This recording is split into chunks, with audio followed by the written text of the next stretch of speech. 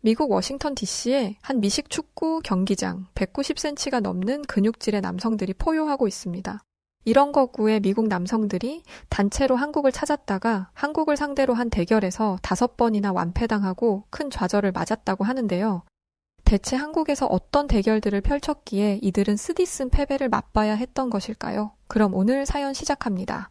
안녕하세요. 저는 미국의 수도인 워싱턴 DC에서 살고 있는 에반 데이비스라고 합니다. 저는 아마추어 럭비팀 소속 선수로 활동하고 있습니다. 미국의 럭비 사랑은 다들 잘 알고 계실 것이라 생각해요. 저의 가장 큰 꿈은 아마추어가 아닌 프로로서 미국 전역에 저라는 존재를 알리는 게 목표랍니다. 그렇다 보니 어렸을 때부터 럭비에 진심이었어요. 학교를 다닐 때도 항상 럭비부에 있었고 학교에서 럭비부 부장까지 하면서 프로 선수의 꿈을 키웠지만 현실은 쉽지 않았죠. 아마추어 선수에 그칠 수밖에 없었습니다. 하지만 아마추어에서 좋은 성적과 기량을 보여준다면 프로가 될 수 있었기에 최선을 다했습니다. 아직 이루지 못한 목표가 있다는 것은 저로 하여금 늘 동기부여가 되기도 했죠. 그러던 어느 날 저에게는 아주 놀라운 경험을 하게 되는 사건을 만나게 되는데요. 평소와 다르지 않은 미국 워싱턴의 어느 날 코치님을 비롯한 저와 팀 동료들의 피나는 노력으로 미국 아마추어 럭비 대회에서 좋은 성적을 거둔 적이 있습니다. 우승 소식이 뜸했던 저희 팀은 그때 우승으로 인해 난리가 났었죠. 그 기쁨이 배가 되는 날이었습니다. 많은 지역 사람들이 소원했던 우승이었던지라 저희 선수들에게도 우승에 대한 포상도 있었는데요. 그건 바로 단체 해외여행이었습니다. 하지만 그때까지는 몰랐어요. 제가 가장 존경했던 우리 코치님이 어떠한 계획을 하고 있었는지 말이죠. 분명한 건 포상으로 받았던 해외여행이 저를 더욱 성장시키는데 아주 중요한 역할을 했다는 사실이었습니다. 경기에서 승리한 뒤에 저희는 우승 회포를 푸는 회식 자리에서 포상 해외여행에 대한 이야기가 나왔었습니다. 당시에는 정해진 여행 국가가 없었기 때문에 저와 선수 동료들은 어느 나라로 가는 게 좋겠는지 서로 실갱이를 하고 있었죠. 스페인, 프랑스, 영국, 남미인 브라질 정말 다양한 국가들이 선수들 입에서 쏟아져 나왔습니다. 다양한 나라의 이름이 나오고 있는데 그때 저희 코치님이 회식 자리에 도착하셨고 저희의 이야기를 들은 코치님은 저희들에게 뜻밖의 국가를 지명하여 주셨죠. 그건 바로 한국이라는 나라였습니다. 한국이라. 사실 한국은 넷플릭스에서 한국 드라마를 통해 알고는 있었지만 평소 운동하는데 매진하느라 한국을 제외하더라도 다른 나라에 대해 잘 알지는 못했습니다. 선수들 중 몇몇은 한국이라는 나라를 간다는 코치님의 말씀에 좋아하는 선수들도 있었는데 저를 포함한 대다수의 선수들은 사실 탐탁치 않아 했었어요. 한국행에 대한 불만들을 가진 동료들도 있었습니다.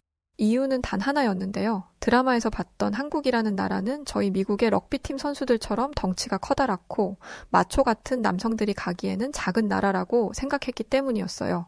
실제로도 사실 제 여동생은 한국의 BTS나 한국 아이돌과 같은 연예인들을 매우 좋아합니다.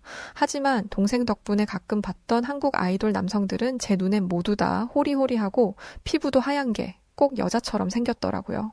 그런 유형의 남자들이 인기를 끈다는 것만 봐도 한국의 문화가 어떤지 충분히 예상할 수 있었어요. 저를 비롯한 럭비 선수들처럼 남성 호르몬이 뿜뿜 뿜어져 나오는 마초들과는 전혀 다른 사람들이었습니다.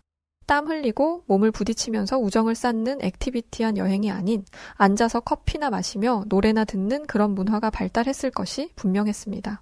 그런 나라에 가서 시꺼멓고 등치 큰 저희들이 재밌을 여행이 되겠다 생각할 수는 없었죠. 저는 한국에 가기로 했다는 코치님에게 그러지 말고 그냥 브라질 해변이나 가서 서핑이나 즐기자고 했습니다. 바다에 가서 서핑도 하고 남자답게 활동적인 문화를 느껴보고 싶다고 어필했죠.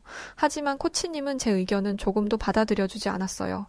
이미 자신이 다 준비했으니 쓸데없는 생각 말고 한국으로 떠날 채비들이나 하라고 하셨습니다. 대체 무슨 준비를 했다는 건지 알 수 없었지만 저희 선수들은 많고 많은 국가들 중에 그런 허약한 남성들이 즐비한 아시아 국가로 떠난다고 하는 건지 대체 이해를 할 수가 없었어요. 술도 들어갔겠다. 감정이 격해져서 한국은 가고 싶지 않다는 선수들이 분통을 터뜨렸고 불만의 목소리도 점점 커졌습니다. 저도 그런 불만에 동조했었죠. 그런데 그때 코치님은 저희들의 말을 단호하게 끊어내면서 너희들이 한국에 가서도 이런 말이 나오는지 두고 보자는 이상한 말씀을 하시더니 이미 결정난 상황이니 모두들 여행 채비들을 하라고 말씀하셨죠. 저희는 코치님의 단호한 말씀에 어쩔 수 없다고 생각했지만 저를 비롯한 선수들은 기왕 이렇게 된 거. 한국은 음식이 맛있기로 세계적으로도 유명하니까 먹을 거나 잔뜩 먹고 술이나 왕창 마시고 오지 뭐 라며 한국으로 갈 준비를 했죠.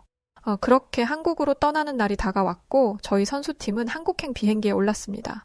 다른 건 모르겠고 오로지 한국으로 가는 비행기 안에서도 한국의 술과 음식들에 대한 생각밖에 없었습니다.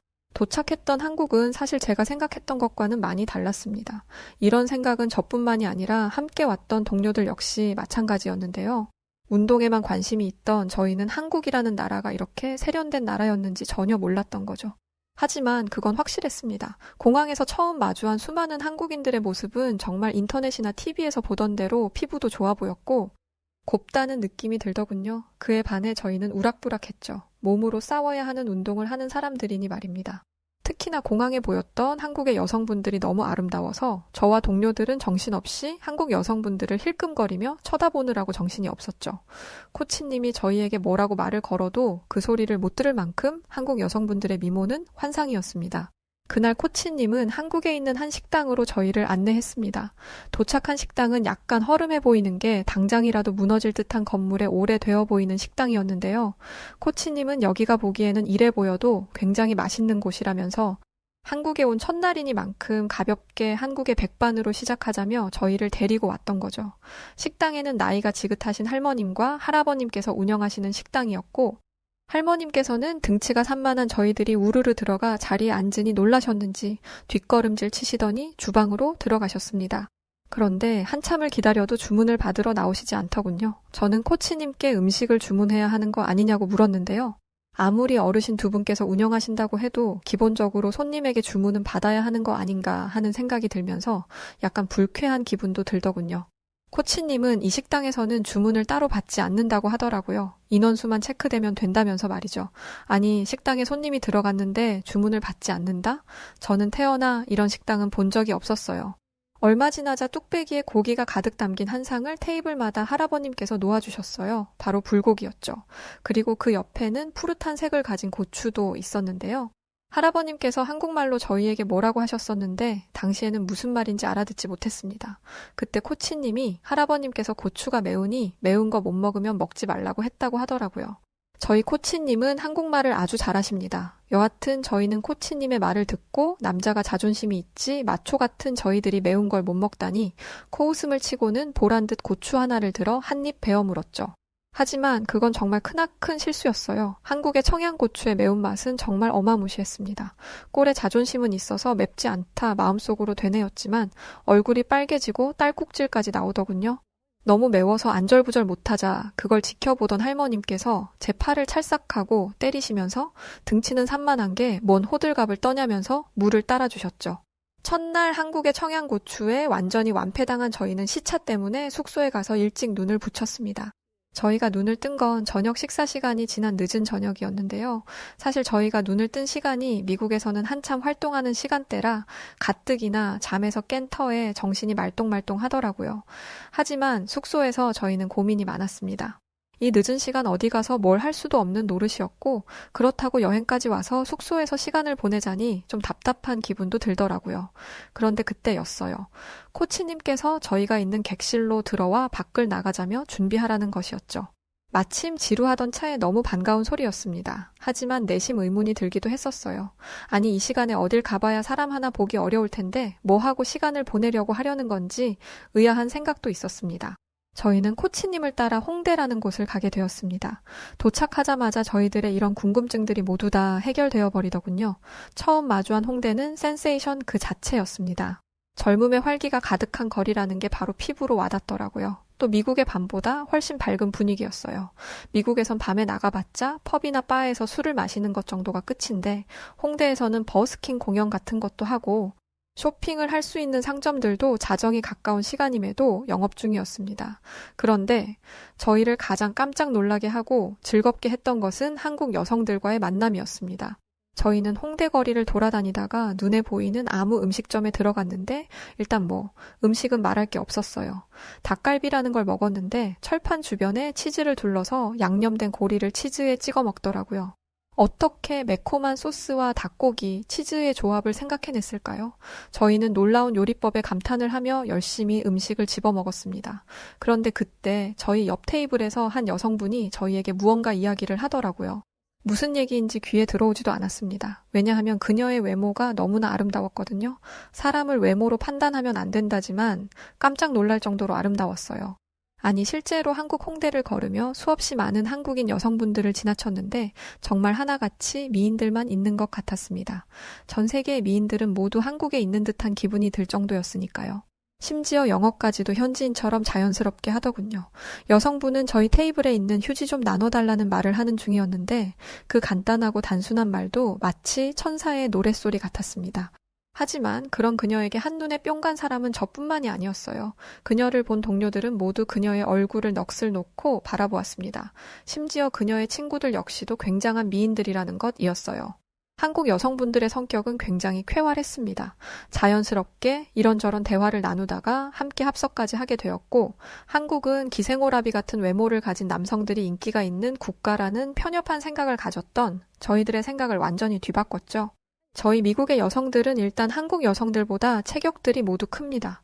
미국 남자들만 등치가 큰 게 아니라 여성들까지 크고 심지어 목청도 높을 뿐더러 성격도 굉장히 이기적입니다. 하지만 한국 홍대에서 만난 한국 여성분들은 그렇지 않았어요. 말투도 조근조근했고 외모는 말할 것도 없고 체형도 딱 보기 좋을 정도의 모습이었죠. 외국에서 온 저희들에게도 굉장히 친절했습니다. 한국 여성분들의 매력에 홀딱 빠져버린 저희를 지켜보던 코치님은 갑자기 저희들을 보고는 재밌냐고 묻더라고요. 두말하면 입 아팠죠. 너무 즐거운 시간이었습니다. 그런데 이쯤에서 저희는 한국에게 두 번째 완패를 당하는 사건을 마주하게 되고 말았었는데요. 그건 바로 주량이었습니다. 저희들은 평소 미국에서 맥주를 즐겨 마십니다. 운동을 하는 사람들은 술을 안 마시는 걸로들 알지만 하루 종일 땀을 잔뜩 흘리고 집으로 돌아가면 언제나 시원한 맥주가 생각나기 마련이죠. 그래서 맥주는 거의 술이 아닌 물처럼 생각할 만큼 술에 취한다라는 개념 자체를 몰랐던 우리들이었습니다. 하지만 한국 여성분들과의 술자리에서 저희는 한국의 소주에 완전히 나가떨어지고 말았는데요. 잔이라고 하기도 뭐 한조그만 술잔에 한국의 소주를 따라 마셨는데 처음엔 기별도 안 가더군요. 하지만 그건 착각이었죠. 한 12잔째쯤 되자 정신이 혼미해지기 시작하더군요.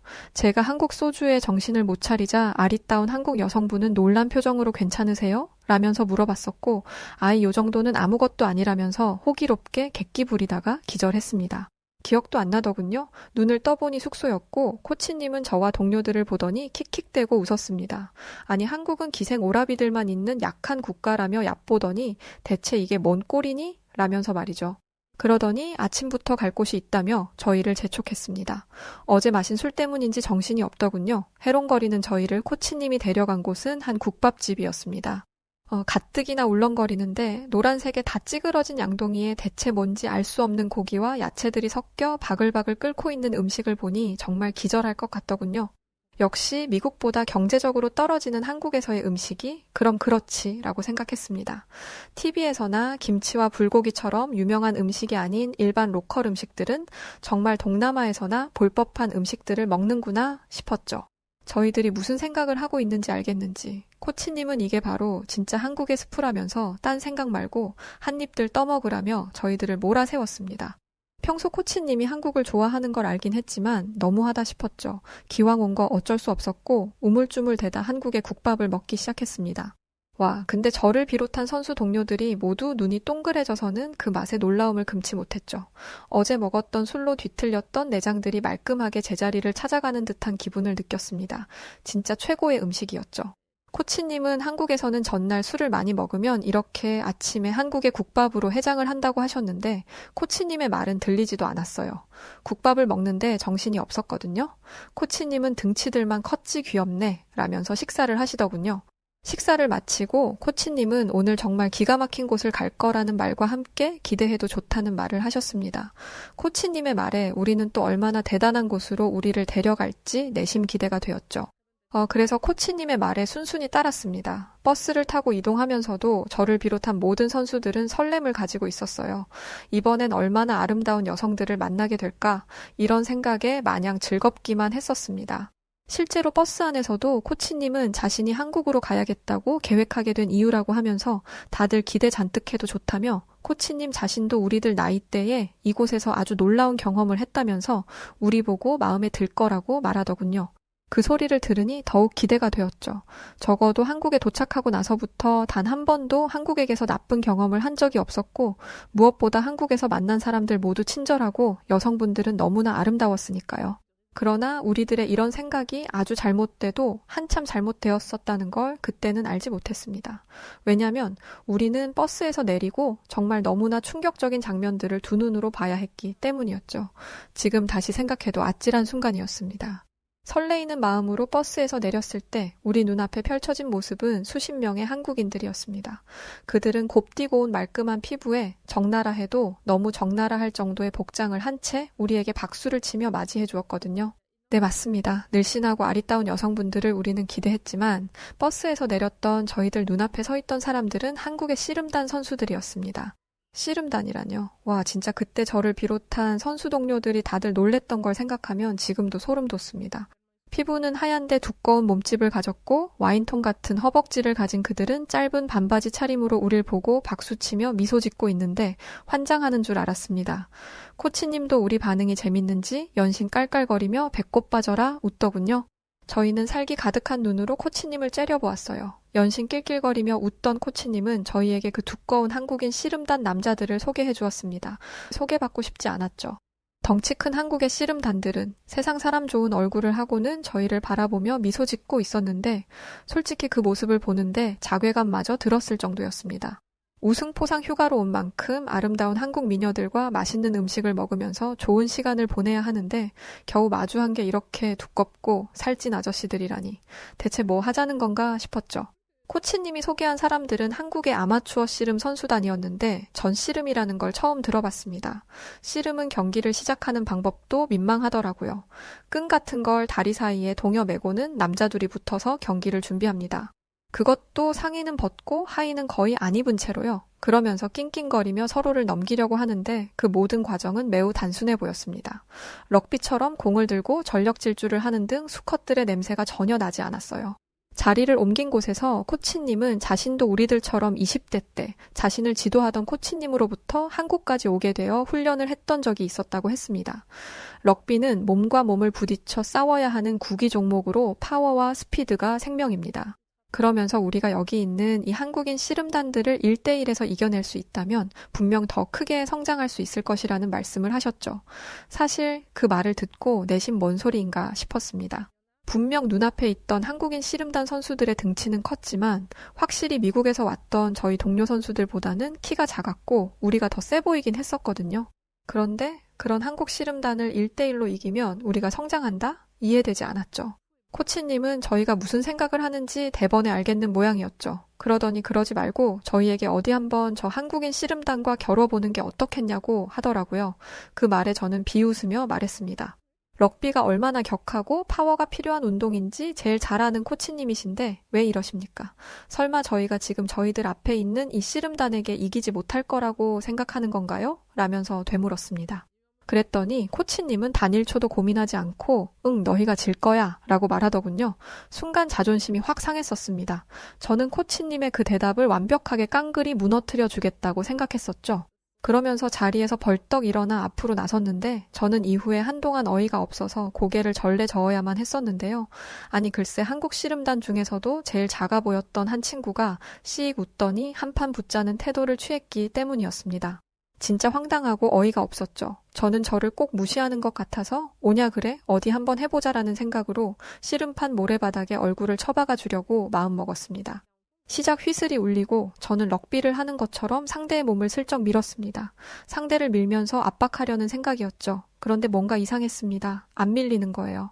뭐지 싶어서 저는 좀 더 힘을 더해 상대를 밀었습니다. 그러자 그 한국인 씨름 선수는 다리를 쭉 뻗으며 엉덩이를 빼면서 제 힘에 대응하더군요. 안 되겠다 싶어서 저는 온 힘을 다해 상대를 밀어보기로 마음먹었죠.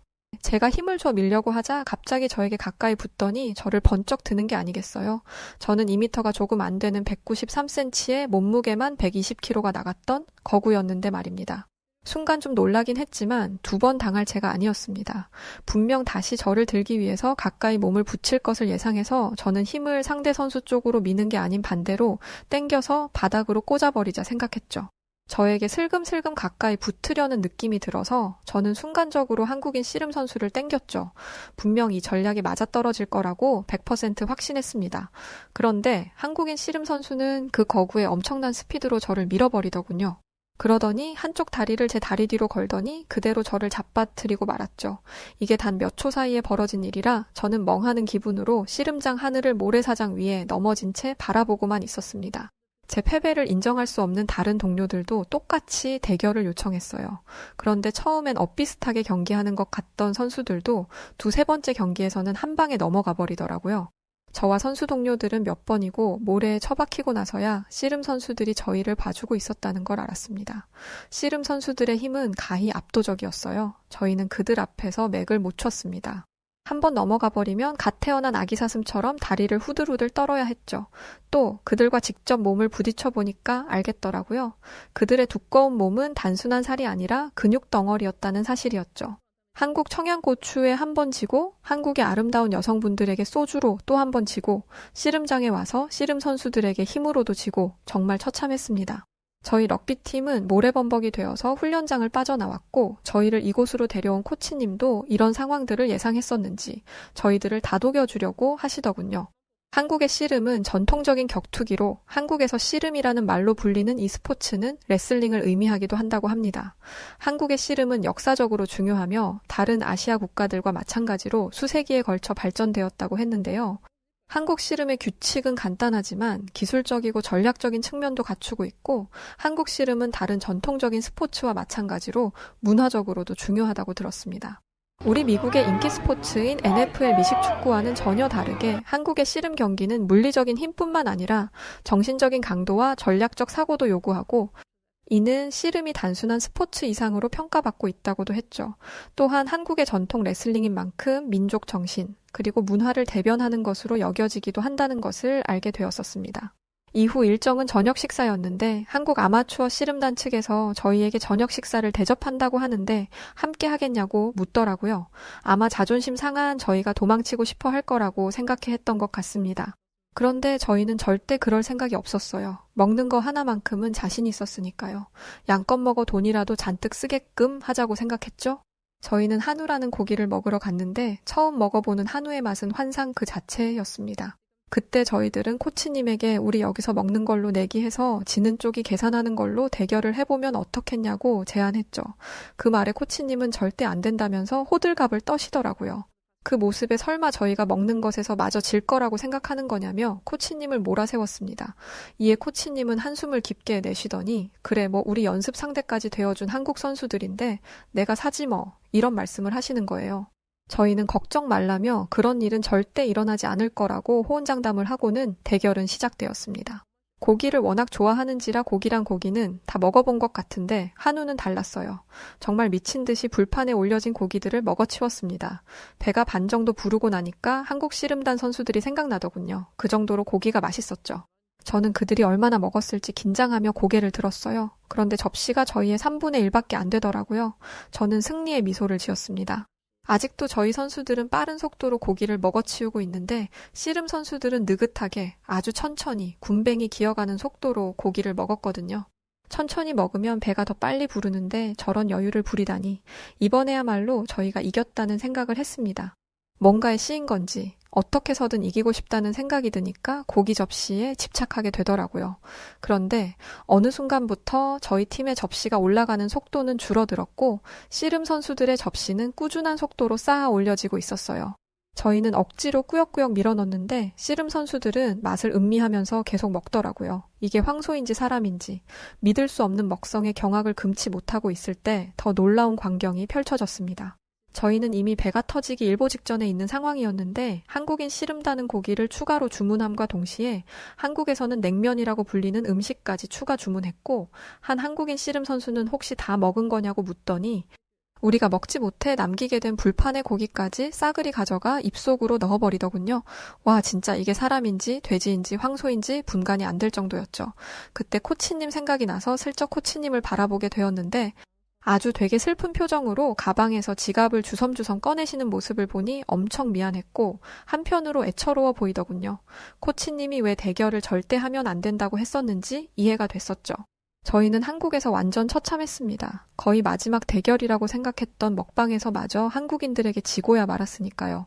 그래도 한우는 정말 입에서 살살 녹은 고기를 먹게 돼서 그걸로 만족하고 식당을 나왔습니다. 그런데 식당에서 나오자마자 저는 어둠이 내린 식당 앞에서 한 줄기 밝은 빛을 보게 되었는데요. 식당 문 앞에 웬 정말 아름다운 한국 여성분께서 서 계셨기 때문이었습니다. 그 한국인 여성분은 저희 일행들 쪽으로 오빠라면서 큰 소리로 불렀고 뒤를 돌아보니 한 한국인 씨름단 선수가 여길 뭐 하려고 왔냐며 투덜대더군요. 알고 보니 그녀는 한국인 씨름단 선수의 여동생이었던 거죠. 아니 이런 산만하고 우락부락한 오빠 밑에 저렇게 아름답고 늘씬한 여동생이 있다니 정말 믿기지가 않았습니다. 낯선 외국인 무리가 함께 있자 누구냐고 한국인 코치님께 묻더군요. 그녀는 한국인 코치님을 비롯한 선수들과 굉장히 친해 보였습니다. 미국에서 온 럭비팀이라고 소개하자 그녀는 아름다운 미소를 보이며 인사해 주었습니다. 그때 친오빠였던 한국 씨름단 선수가 얼른 가라고 손짓하자 그녀는 한국인 코치님에게 뭐라고 말을 하더니 코치님은 그렇게 하라고 했고 이내 그녀는 친오빠의 귀를 사정없이 잡아 비틀더니 집으로 끌고 가더군요. 황소 한 마리가 여리여리한 여성에게 귀를 잡혀 끌려가는 모습이 참 재밌었습니다.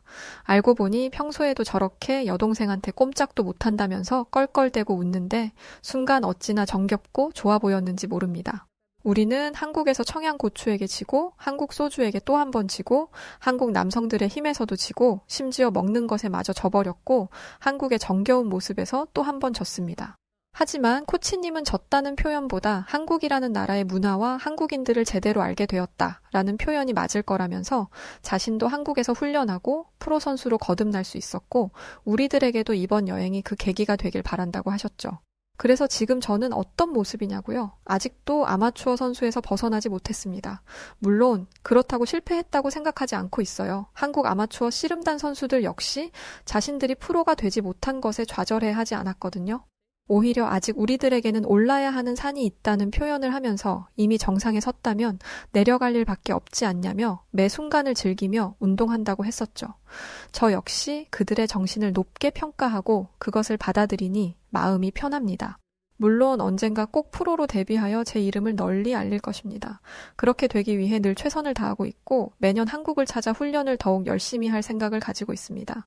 코치님 덕분에 한국을 갔던 그 계기가 정말 저에게 큰 터닝포인트가 되었고 한국에서 보고 듣고 몸으로 느꼈던 감정들을 벗삼아 최선을 다해 살아가겠습니다. 한국인분들 진심으로 고맙습니다. 자, 오늘 사연은 여기까지입니다. 미국 워싱턴 DC에서 아마추어 럭비팀 선수 생활을 하시던 에반 데이비스 씨의 에피소드를 담은 사연이었는데요. 굉장히 재밌게 사연 봤습니다. 꼭 목표하시는 프로 선수 데뷔하시도록 여우튜브에서도 힘껏 응원하겠습니다. 그럼 오늘 사연 어떻게 들으셨나요? 사연이 재미있으셨다면 구독과 좋아요, 알림 설정 부탁드리고요. 지금까지 해외 사연들을 전달해드리는 여우튜브 송은지였습니다. 끝까지 시청해주신 모든 분들 진심으로 감사드리고 더 좋은 영상으로 찾아뵙겠습니다. 고맙습니다.